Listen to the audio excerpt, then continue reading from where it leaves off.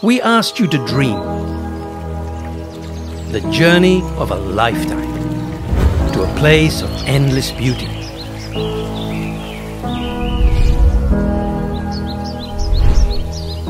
From lush vegetation to clear turquoise waters and sandy beaches. Our friendly people have been dreaming too, to welcome you to the safest environment possible.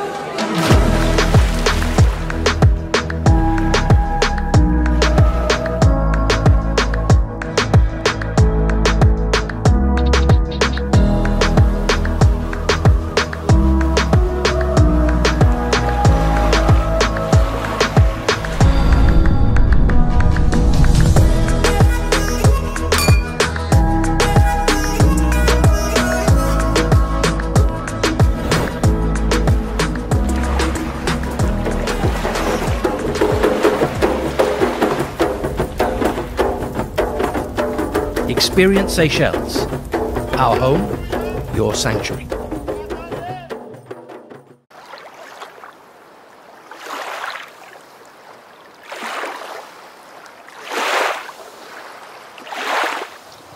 Aloha and good afternoon. My name is Jürgen Steinmetz, joining you from livestream.travel here in beautiful Honolulu, Hawaii.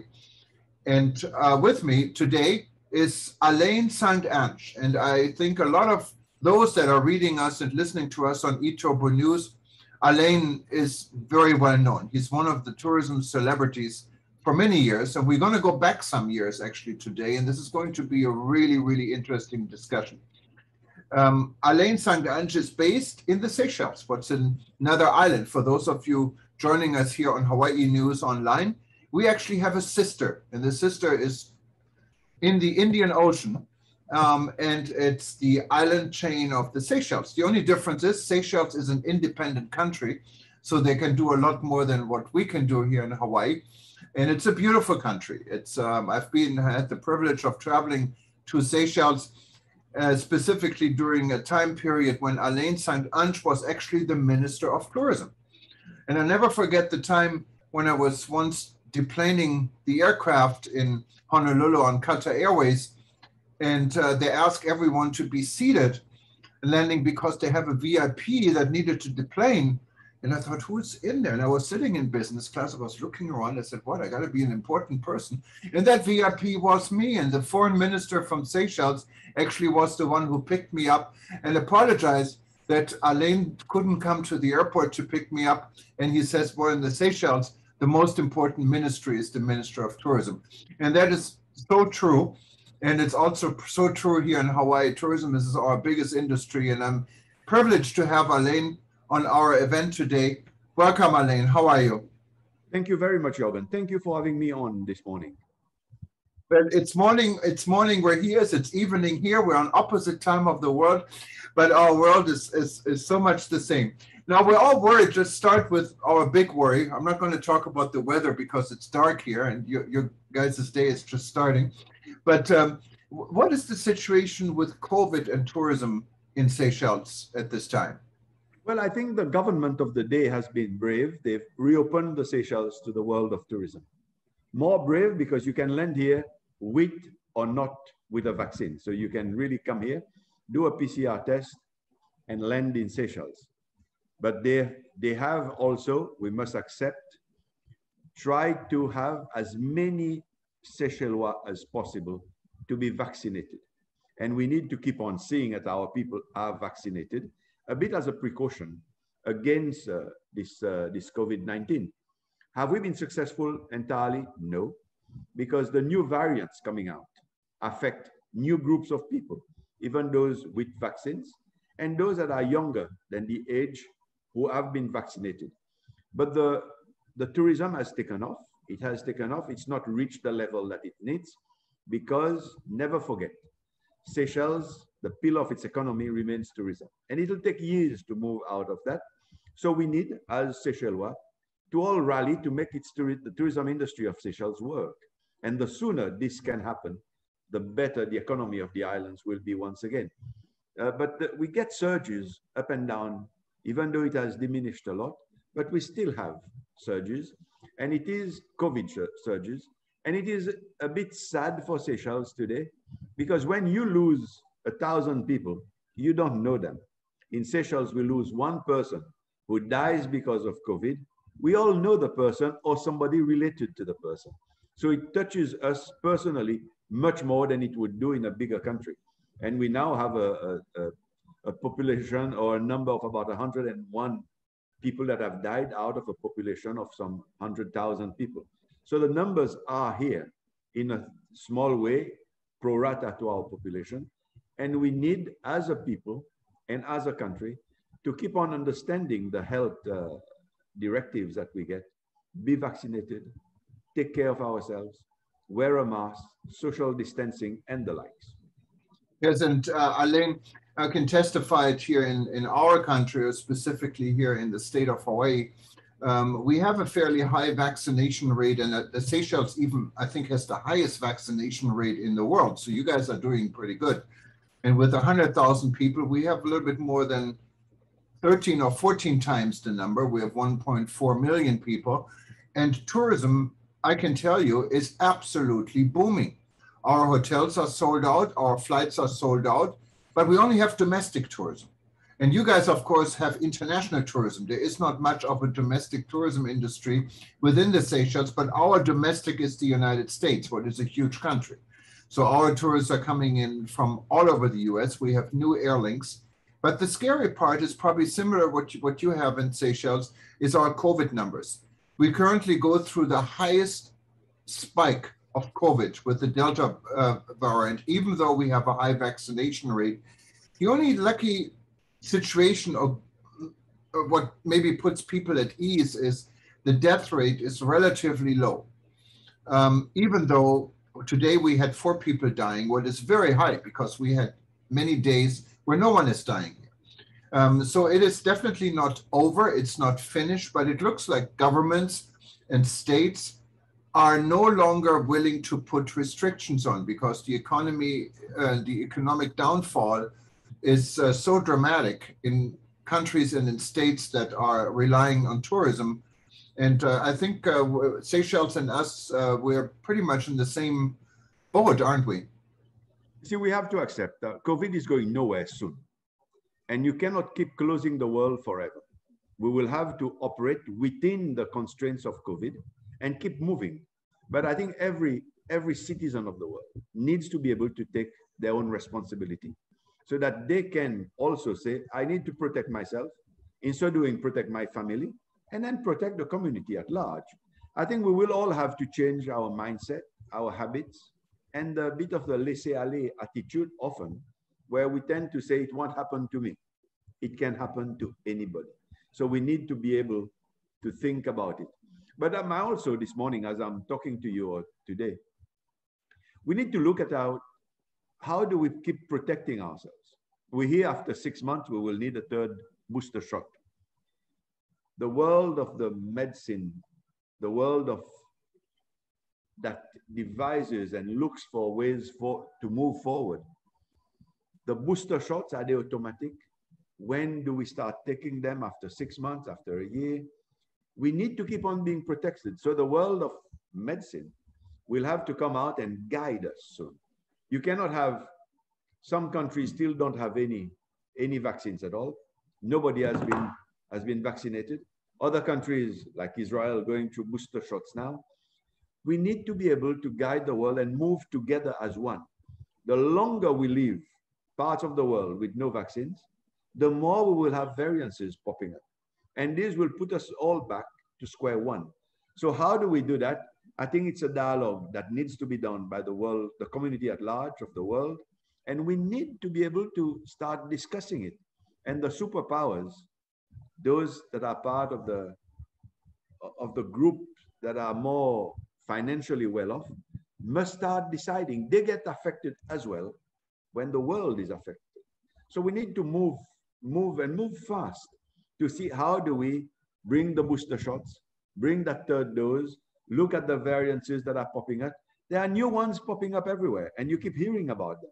They haven't made enough impact like Delta variants has done, but they will pop up and keep popping up. And Seychelles is actually geographically, it's in the Indian Ocean, but it's part of Africa. And if you look at the whole of Africa, and Alain has a second title. He's actually the president of the African Tourism Board. And for Africa, of course, it's a very different situation than what we have here in the United States. In the United States, people are getting paid. I think in Hawaii, everyone who's getting the vaccine right now gets $100. In other US states, you can win $1 million. There's a lottery by the state if you get the vaccine, because we cannot convince enough people to get the vaccine. Now, wouldn't you wish you had this situation in Africa where people are desperate in some countries to get vaccinated and they cannot get the vaccine? So how do you balance this? If the Americans, if the United States of America realizes that they can be taking their $100 or winning $1 million and be vaccinated, but they can catch a new variant that can kill them unless the world at large is vaccinated. And I think this is the message that President Biden, his Congress, his administration must all understand. One country left by itself that is not vaccinated can have a new variant of COVID-19 that will touch America sooner or later. I could easily tell you, because you are part of the press that is read and understood everywhere, America should just adopt Seychelles and pay us all as well $100 to get all of us vaccinated.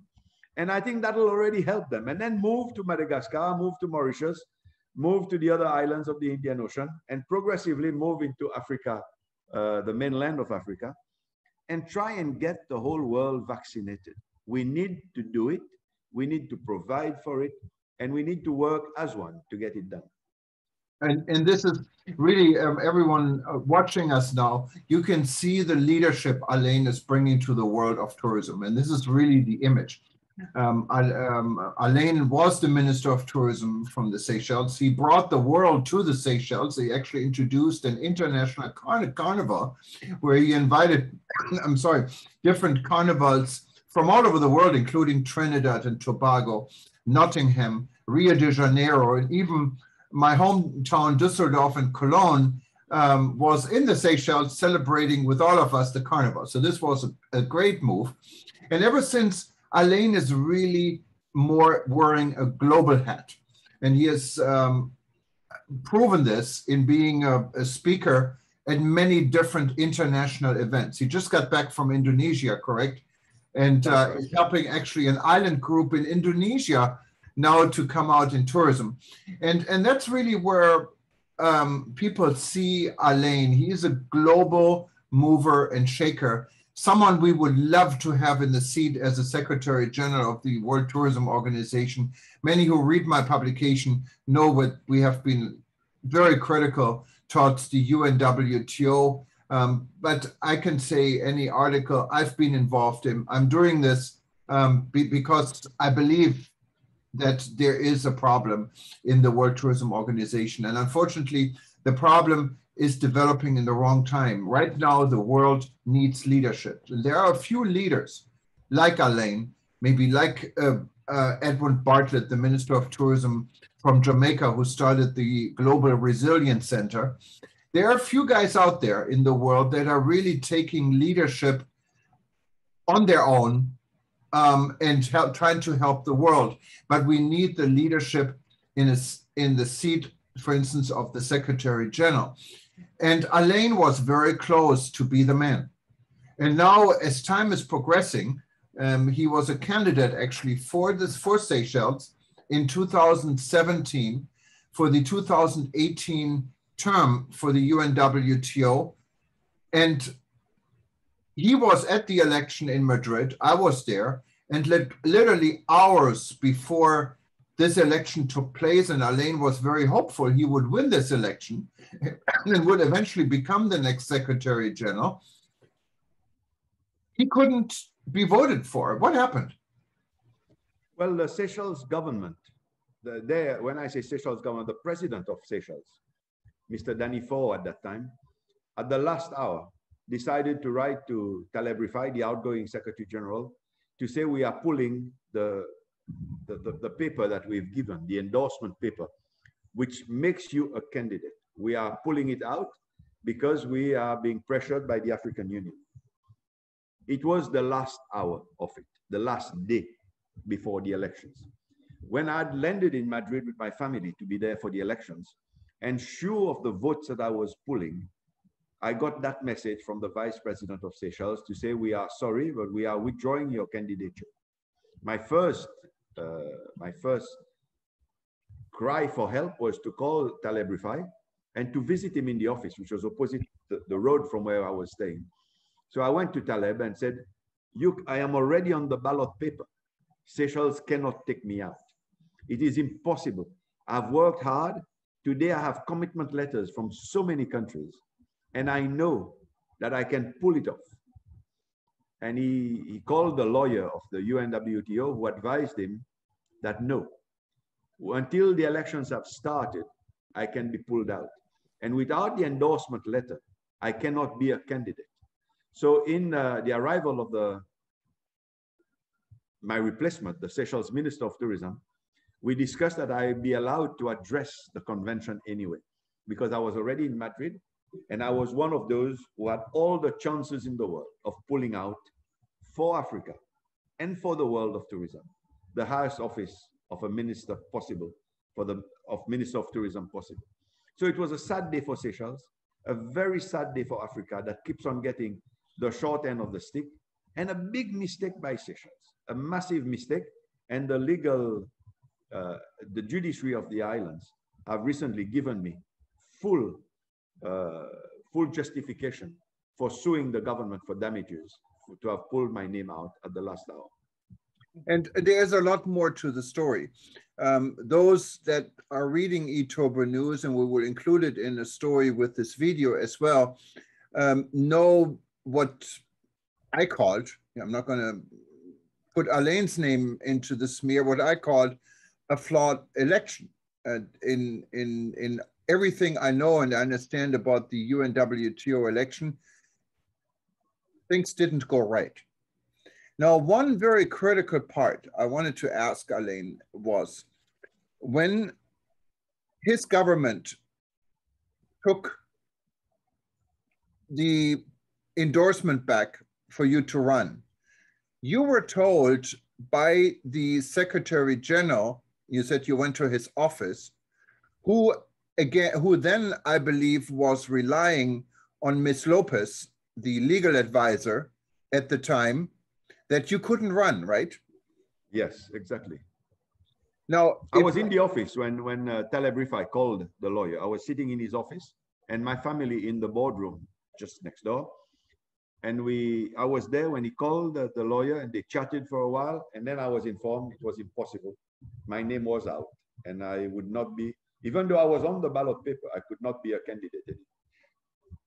Now, what would you say if hypothetically there's information, what's coming up to date, literally in the last few days, is that this information was false? And most likely, Ms. Lopez knew this information was false. If Ms. Lopez misguided Taleb Rifai, who was the Secretary General, then in return had to relate this message to you, what about if Ms. Lopez didn't say the right information? Now, we're going to add something to it. What could possibly add to this allegation? Of course, it needs to be proven. But what is very surprising is that Ms. Lopez has been promoted by the current Secretary General, Zurab, to a higher post and a higher salary and a higher position. Now, if we look back 3 years, and hypothetically someone in power who would know would say this information was deliberately given false, that would mean that the current Secretary General was really elected under circumstances he could have not be elected, the election should have not been moved forward. Or do I see this wrong? You see, I am trying hard to put this UNWTO and African Union saga behind me. I'm really trying hard. It hurt me. It destroyed my career. It finished me off as that person who had worked very hard for the world of tourism to be a possible candidate. If really Ms. Lopez knew that what she was saying was not true, then the United Nations as a body for the world, must say something. We cannot keep an organization that is an arm for tourism, for the world of the united world, to be able to mislead its member states. After the UNWTO saga, I said to myself, is UNWTO really ready to be that leader? Because when you can have such an election where somebody who puts his name down, instead of being encouraged, is cast out, is that fair? Is that right? And that is the feeling that I left with, bitter, which made me sue my own government, but bitter because we are not truly representing the world. We become a little group, we become a little clique, we do things for personal reasons and personal ambitions. And we forget that there are dedicated people who could make a difference, especially today with COVID. And I can say with a lot of humility, if I was sitting in Madrid, I would be today leading the world of tourism, leading the countries most affected, leading areas or continents that are being affected, to be that leader that they need today. And there are things that can be done, bringing aviation and tourism together to reopen within the context of ensuring vaccination is done and tests are done. But we are unable to move because the world of tourism acted in shooting itself in the foot by the last elections that took place when I was a candidate. And I think the UN Secretary General in New York must be able to say, did we have an anomaly that needs to be corrected so that it doesn't happen again? It doesn't happen again, where you find a lot of countries today are debating, should we or should we not be a member of the UNWTO? And that is echoed every day. Messages after my court case a week ago have shown that so many countries are questioning the need to be part of the UNWTO. And Alain, we actually have seen it again. And that's, again, my opinion. You remember it was another election just in January. And this was the election for the second term of the Secretary General. Many people have said that the current Secretary General, who took power after this big mistake, what looks like, happened in Madrid in 2017, now triggered another big mistake. We're in the midst of COVID. When he was a candidate, of course, to be re-elected for this post, it became very obvious among member countries that his focus for the last years he was Secretary General was clearly to benefit member countries of the executive, members of the executive board. You haven't seen any activities at UNWTO outside this group. And why is this? Because the group, the executive council or executive group, are those that would recommend for the election for a candidate for the new election for UNWTO. So these are the people voting. It's not everyone is voting. Now, at the end of the game, this recommendation is brought forward to the General Assembly, and then the General Assembly has to, what is in most cases, rubber stamp this already decision done by the Executive Council. So what happened this year? In September of last year, the current Secretary General, who is from the country of Georgia, not the US state, the country of Georgia, and who was an ambassador of Georgia, brought an Executive Council meeting to Georgia. At the very last minute, many of the usually in place rules and regulations were changed. We had reported about this in details, and it was decided in September to change the election to the Secretary General, what is usually taken place in March, April, or May, to January. So there was only about 3 months. There was only 3 months for new candidates to come forward in the midst of a very, very serious corona crisis, more serious than now because many, many more people were dying and the world was under curfew. No one could travel. So this was decided. And the reason for this decision, how Zurab sold it to the Executive Council, was FITUR, what is a major trade show in Madrid, what is happening every year in January. He knew very well at the time when he recommended, said, let's do this at the same time of FITUR because everyone would be coming to Madrid anyway, what makes sense. But he knew very well that just about 3-4 days after this event in Georgia, FITUR was canceled or was postponed. So this justification no longer stood. Then I know the current Secretary General, the previous Secretary General, Dr. Taleb Rifai, and also Mr. Vrangelli, who was Secretary General before Taleb Rifai, wrote a letter, and we at the World Tourism Network facilitated this petition to Zurab to please rethink the timing on this, to allow also other candidates to step forward so there would be a competition like there was in 2017. He refused to do this. Since this was a crisis in the world and tourism was closed and everyone was probably very busy with situations in their own region and country, no one stepped forward except one candidate from Bahrain. And when this candidate then finally arrived in Madrid for the election, she had very little opportunity. She had no time. There was literally just weeks to campaign, and she couldn't travel because the world was closed. So the chances for her to be elected was very slim. In addition, ministers of tourism that usually come to Madrid and vote couldn't come to Madrid, so they sent their embassy staff. And guess what? Zurab was the ambassador for Georgia in Madrid for many years. He knows all the embassy stuff. They're all his buddies. So he already knows how this election would go. And to top it off, there was supposed to be a dinner on the night before the election. And what happened at the dinner? The prime minister traveled in from Georgia and he was hosting the dinner. So that really made Bahrain so upset. So the other candidate didn't show up at the dinner. So it was a dinner with one candidate and the election happened the next day and Zurab was elected. So obviously this fraud, in my opinion, and I'm the one saying this, happened now the second time. So we're not even done with the first time because of the recent development in the Seychelles and with Alain.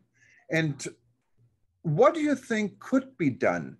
I mean, if you mentioned the United Nations in New York, what could United Nations in New York do to rectify this? Okay, I think it is the UNWTO is a branch, a satellite branch of the UN, of the United Nations body.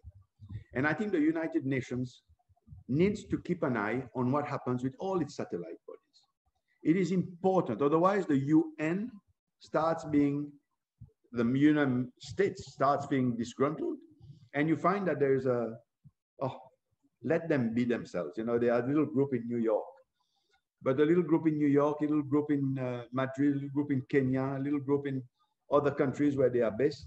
Before you know, everybody thinks of themselves, and we must stop that. The elections of the UNWTO, I think, would make more sense if every country who was a member voted. So you would not be able to be buying countries anymore. There are too many. So if every country voted, and countries where would be voting in the elections in Madrid. Campaigning must stop days before. You cannot have a dinner the day before the election hosted by your prime minister or president. This is corruption in broad daylight. You can't have that because you're enticing the voter to be moving into your own area of comfort. So we need to be relooking at it. Otherwise, we will destroy these satellite bodies that are meant to bring the world together. Today, if you were a country and you say, what is UNWTO doing for the country? Apart from member states that are sitting in the executive, most of the countries would say, Nothing. Even though a European country, and this I got after the Bahrain try for the elections themselves this year, when a country said, they can do 2 terms, let them do 2 terms. This is sad. Sad when we don't look at the potential of candidates or what can be better for the world of tourism, and we just take the easy approach. The world of tourism must move, and the world around the United Nations must become more vigilant in looking at how its satellite bodies are operating. Otherwise, let's take the name UN out of it and just call it World Tourism Organization. If it has the word United Nations in front of it, the United Nations Secretary General must have a look at it, get its legal team to look at it, get its the areas that looks at the etiquette, or has it been well done? Has it been done in a correct manner to really have the label UN ahead of it? If it is not there, let's drop the UN word and let WTO be WTO for the little group that stays as members. And let's maybe have in New York, a branch in New York that says tourism, another one that says oil and whatever other areas, forestry, conservation, blue economy, and all sorts of other areas of concern. Let us not fool ourselves that we have a body just for the sake of having a body.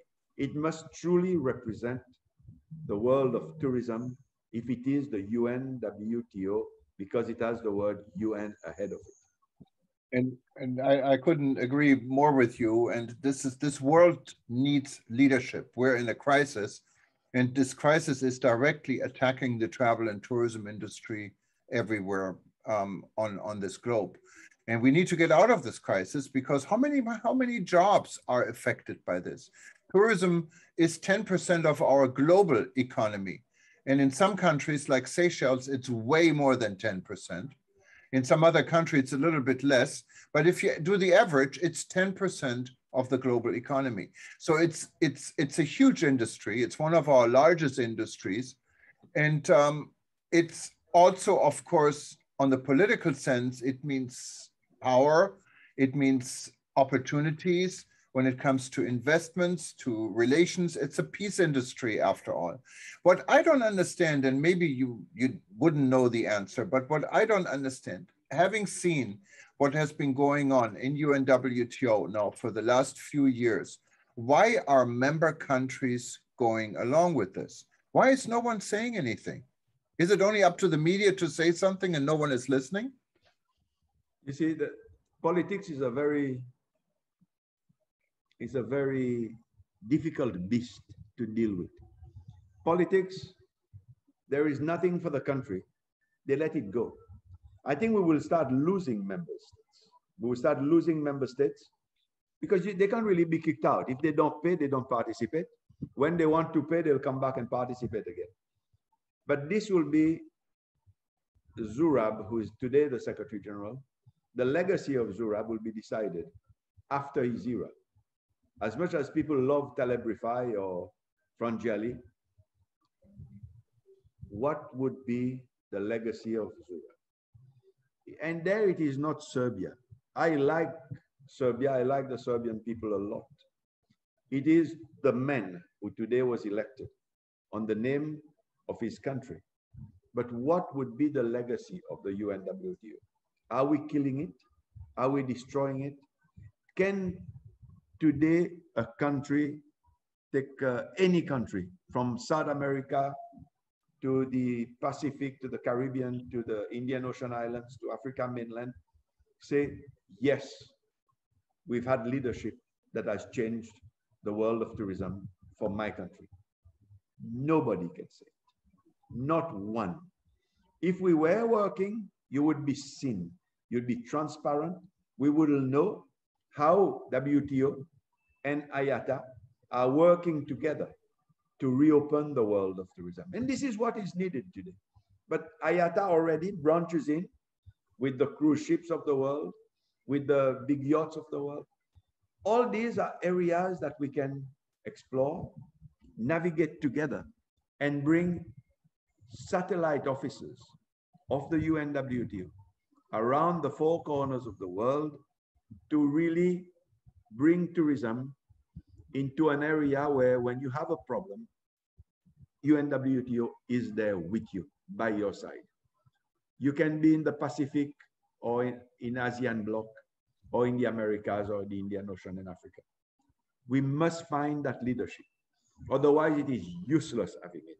And if every president around the world takes note that if a world body, which we pay for membership, is not doing its job, then it's useless being part of the body. And if we all left, there will be no such bodies, and it'll all crumble. That is the only barometer that keeps them alive, and it is for them to be able to be accountable for what they do, and to be able to be accountable for what they are doing for each and every state that is a member state of the UNWTO, and in so doing, the United Nations. And it's really, it comes out, this leadership, what is missing. And there are a few people that stepping up to the plate, and you're definitely one of them. Because even though you don't have a position in UNWTO, people listen to you, people look up to you, and people invite you to speak, not only at this interview here with eTurbo News, but invite you to speak at major events because you have a vision. And with you, as I said, in my opinion, there is Edmund Bartlett from Jamaica, who is the Minister of Tourism. He sees way beyond Jamaica. And there's a new kid on the block, and it's not a kid, it's a giant. It's Saudi Arabia. The Minister of Tourism from Saudi Arabia really put his money where his ideas are. And we're talking about billions. No one else has this type of money. So it is a whole different way of seeing how this industry can be shaped. Is it the right way? Is it the wrong way? How do we work with a country like Saudi Arabia? These are all questions. But there is some, I would say, some encouragement in this industry. People are stepping up. It's not maybe the leadership of UNWTO, what we're all hoping for, but there are certain elements in the world that are coming together. And that is, I think, is encouraging. What would be your wish list for the future of UNWTO or for world tourism? To wrap this up. The elections have just been done. So we have the status quo for another 3 years. It won't move, it's going to be there. But can the world of tourism sit and do nothing? No, this is catastrophic. We need to follow the example of Minister Bartlett in Jamaica, a good friend, a capable leader in the world of tourism. We need to follow the example of Saudi Arabia, who have moved goalposts for them to say, we can make changes. Maybe what we need to do is to find a way for those that are willing and able to be together, to work together, to position the world of tourism together, outside the controls of the UNWTO, and make things happen. Because every country in the world, Jamaica depends on Europe or the Americas. Seychelles depends on the rest of the world to be able to make its tourism industry work, because we get a little bit from everywhere, and we are lucky because we are small and we don't need the millions. We have quality tourism, and we need to keep on pushing for this. Saudi Arabia is a country that has come forward to position itself well in that part of the world. Maybe we need to find a way that we all work together. Today, I realized that Saudi Arabia has recruited an excellent lady from the world of tourism, excellent personality of tourism, to lead its tourism industry, or to be part and parcel of the leadership of its tourism industry. Can that kingdom, Jamaica, Seychelles, parts of Africa, you have Minister Balala in Kenya. There are so many of us that are able, that are willing to sit together and give leadership to the world of tourism. Can it be done? Of course it can be done. We just need to be able to have that catalyst that brings us together. Maybe Saudi Arabia can be the catalyst. But if Edmund Bartlett would leave Jamaica and meet somewhere where Saudi Arabia, Seychelles, and different countries of Africa, Asia, the Pacific, and the Americas would sit together, would we not be able to say it is being done at the right time when tourism needs leadership for the kickstarting of the tourism industry? Never forget, Jorgen, that as countries reopen, we will all be fishing from the same pond for the potential travelers. So we need to be able to ensure that this pond is not contracting like the North Pole. It is expanding itself. So we have a bigger pond for the world of tourism to fish from it. And to make it work, we then need the access. So we need to work with the air access. We need to ensure that airlines are not breaking their backs and closing the doors, that we keep them afloat. And then we also look at maritime access so that together the world of tourism can kickstart. This year is gone, but next year is coming fast. We need to do it sooner rather than later.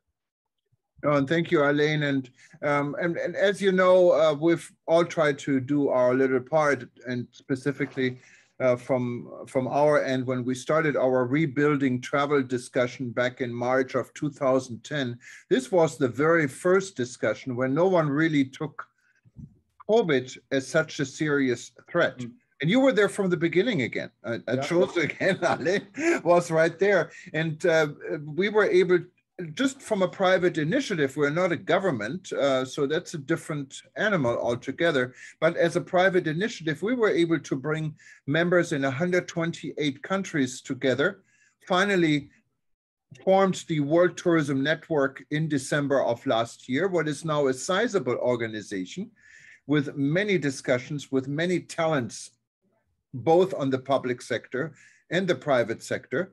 And so the world can come together and everyone can do a little part of it. And we're very proud to have Alain of being not only a board member, but also a tourism hero in the World Tourism Network.